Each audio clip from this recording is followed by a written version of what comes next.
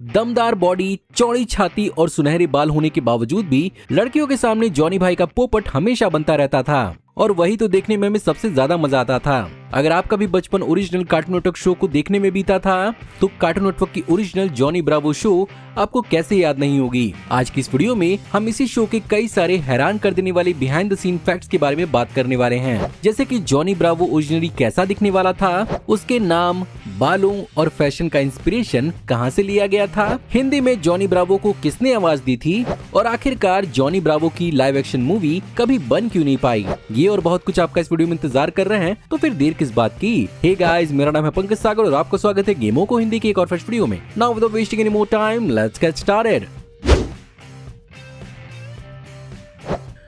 Johnny Bravo को create किया था अमेरिकन एनिमेटर वैन पार्टिबल ने, जिन्होंने 1993 में लोयोला मेरीमाउंट यूनिवर्सिटी के अंदर एनिमेशन सीखा था और अपने ग्रेजुएशन क्लास प्रोजेक्ट के लिए उन्होंने 1993 में मेस ओ ब्लूज नाम का एक एनिमेटेड शॉर्ट क्रिएट किया था, जिसके अंदर बेसिकली एक एल्विस इम्पर्सनेटर क्राइम से लड़ता है। उनकी यही शॉर्ट फिल्म उनके प्रोफेसर को इतनी पसंद आई कि उन्होंने हैना बारबरा में मौजूद अपने दोस्तों को ये शॉर्ट फिल्म दिखाई, जिसके बाद हैना बारबरा ने वैन पार्टिबल को एक 7 मिनट की एनिमेटेड नई शॉर्ट फिल्म बनाने का चैलेंज दिया और इसके लिए यहाँ पर वैन पार्टिबल ने अपने कैरेक्टर को उस तरह से मॉडिफाई किया जैसा जॉनी ब्रावो आज हमें दिखता है। इवेंचुअली कार्टून नेटवर्क पर 3 शॉर्ट रिलीज करने के बाद हैना बारबरा ने उन्हें 1997 में एक फुल सीजन क्रिएट करने का ऑफर दिया।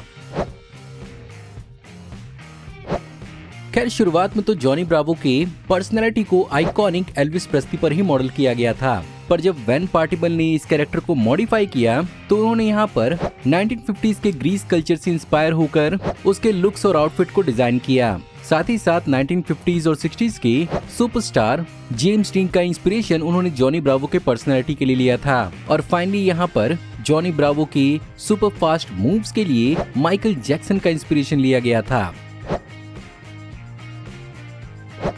वो सब तो ठीक है, लेकिन जॉनी ब्रावो को अपना नाम आखिर मिला कहां से? वेल, इस नाम का आइडिया उन्हें अमेरिकन सिटकॉम द ब्रेडी बंच से मिला था, जहां पर आदियोस जॉनी ब्रावो नाम के एपिसोड में इस शो का character Greg rock star Johnny Bravo बनता है। वो भी ठीक है, लेकिन जॉनी ब्रावो के आइकॉनिक हेयर स्टाइल का इंस्पिरेशन कहां से आया था? वेल, ये हेयर स्टाइल 1991 के जॉनी स्वेड नाम की मूवी से आया था, जिसमें ब्रैड पिट के कैरेक्टर का हेयर स्टाइल काफी ज्यादा सिमिलर होता है। खैर, शायद ये शो उतना कामयाब नहीं होता अगर यहाँ पर एक रिटायर्ड एनिमेटर ने वैन पार्टिबल का साथ नहीं दिया होता। एड बेनेडिक्ट, जो बेसिकली पुराने जमाने में हैना बारबरा के अंदर काम करते थे, उन्होंने ही इस पूरे के पूरे शो के एस्थेटिक और कैरेक्टर्स को डिजाइन करने में वैन पार्टिबल की हेल्प की थी। साथ ही साथ जॉनी ब्रावो के कई सारे ट्रोप्स, जैसे कि उसका छाती चौड़ी करके चलना, ये भी एड बेनेडिक्ट ने ही सजेस्ट किया था। अब जिस तरह से जॉनी ब्रावो बिहेव करता है, रियल लाइफ में कोई भी औरत इस चीज को बर्दाश्त भी नहीं करेगी। रियल लाइफ तो छोड़िए, अगर ये शो आज के जमाने में नए तरीके से बनाया गया होता तो शायद इसे बहुत क्रिटिसिज्म मिलती, बट उस जमाने में कार्टून नेटवर्क की कई सारी फीमेल एग्जीक्यूटिव्स ने इस शो को बनाने के लिए अपनी तरफ से लड़ाई लड़ी थी। खैर, इस शो का आइकॉनिक स्टाइल और चार्म है, जिसके लिए एक्चुअली वैन पार्टिबल ने और भी कई सारे इंस्पिरेशंस दिए थे, जिसमें से स्पेसिफिक थे एल हाइशफील्ड, जिनका कैरिकेचर का एक बहुत ही डिस्टिंक्ट स्टाइल था। लेकिन क्या आपको मालूम है कि ये शो हॉलीवुड के 2 लेजेंड फिल्म मेकर्स के लिए भी एक स्टार्टिंग पॉइंट बना था, जिनमें से एक थे सेथ मैकफार्लेन, जो बेसिकली एक्टर, राइटर और कॉमेडियन तो हैं ही, साथ ही साथ वो एक मेन एनिमेटर और वॉइस एक्टर हैं फैमिली गाय सीरीज के, जिन्हें जॉनी ब्रावो शो से काफी ज्यादा एक्सपीरियंस मिला था। वहीं पर दूसरे थे बुच हार्टमैन, जिन्होंने निकलोडियन के द फेयरली ऑड पेरेंट्स के साथ साथ कई सारे आइकॉनिक निकलोडियन के कार्टून्स बनाए थे। ऑफ कोर्स, ये शो इतना ज्यादा पॉपुलर था कि एक वक्त पर जॉनी ब्रावो की एक लाइव एक्शन अडॉप्टेशन को बनाने की बात चल रही थी, जहां पर ये एक फिल्म होती और बेसिकली इसे कोई और नहीं बल्कि Dwayne the Rock Johnson himself play करने वाले थे। बट अपेरेंटली ये रियलिटी नहीं बन पाई और इस मूवी को शेल्फ कर दिया गया। इंग्लिश में जॉनी ब्रावो को इस सीरीज के अंदर आवाज दी थी जेफ बेनेट ने। वहीं पर कार्टून नेटवर्क पंच टाइम एक्सप्लोजन गेम के अंदर नील कैप्लन ने जॉनी ब्रावो को आवाज दी थी। वहीं पर हिंदी में उसे इंडियन वॉइस एक्टर विराज अधव ने अपनी आवाज दी थी। इसके अलावा भी जॉनी ब्रावो ने कई और ढेर सारे वीडियो गेम्स में फीचर किया था, जैसे कि जॉनी ब्रावो इन हुक्का माइटी मागा अल्ट्रा एक्सट्रीम डेटोरामा, जिसे 2009 में निंटेंडो DS और प्लेस्टेशन 2 के लिए रिलीज किया गया था। इसके अलावा उसने कार्टून नेटवर्क के कई सारे गेम्स में भी फीचर किया था, जिसमें वो एज अ प्लेबल कैरेक्टर देखने को मिला था।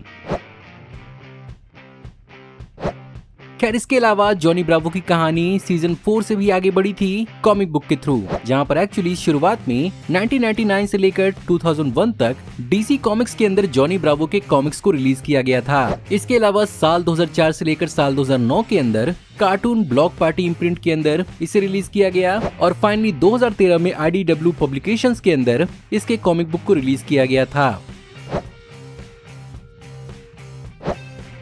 लेकिन क्या आपको मालूम है कि Johnny Bravo as an adjective dictionary का भी हिस्सा बन चुका है, जहां पर एक्चुअली ये एक वर्ड है जिसे बेसिकली रिफर किया जाता है उस इंसान की तरफ जो बेसिकली जॉनी ब्रावो की तरफ बिहेव करता है।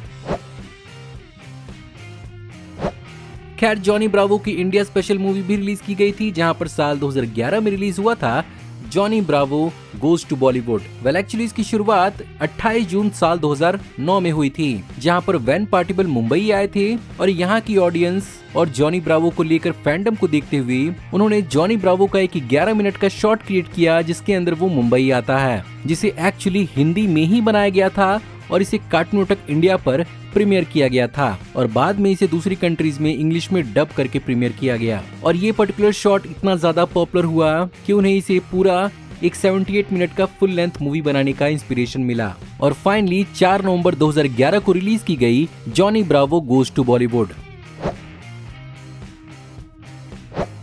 फाइनली अगर बात करें इस सीरीज के रिसेप्शन और लेगेसी की, तो साल 1999 में ये show one of the highest rated program बन चुका था, जहां पर साल 6 से लेकर 11 तक के बच्चों के बीच में ये काफी ज्यादा पॉपुलर था। इसके अलावा 2009 में IGN ने इसे 100 बेस्ट एनिमेटेड सीरीज की लिस्ट में 71वें नंबर की पोजीशन दी। सो गाइज, ये थी आज की वीडियो। मैं उम्मीद करता हूँ आपको आज की वीडियो पसंद जरूर आई होगी और अगर आपको आज की वीडियो पसंद आई हो तो प्लीज वीडियो को लाइक जरूर करिएगा। कमेंट्स में आप बताइए कि आपको जॉनी ब्रावो के अलावा बचपन में कार्टून नेटवर्क पर और क्या देखना पसंद था।